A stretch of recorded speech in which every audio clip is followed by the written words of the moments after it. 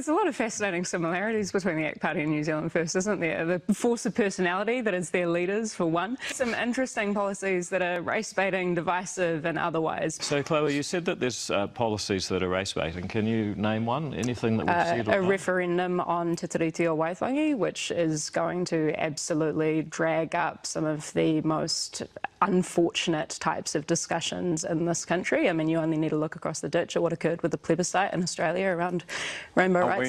I mean, what you're essentially saying is that the New Zealand people cannot have a say on the constitutional future of their country because somebody might say something stupid.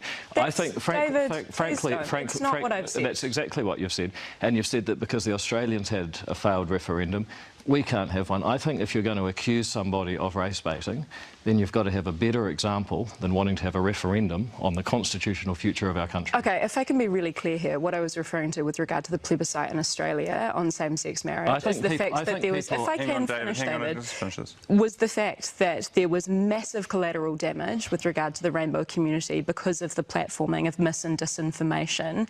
And secondly, that if you are to look at imposing something like that on the rights of minorities within this country, then it should be evidence-informed, and that there is a role of those within government to provide that.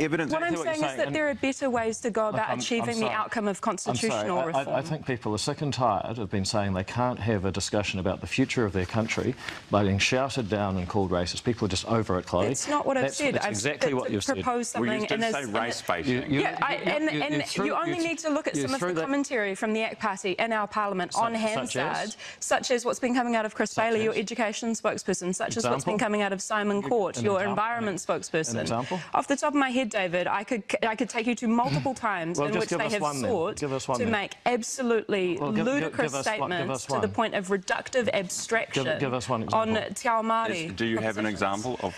I can come back to you with those. I can come back to you with those.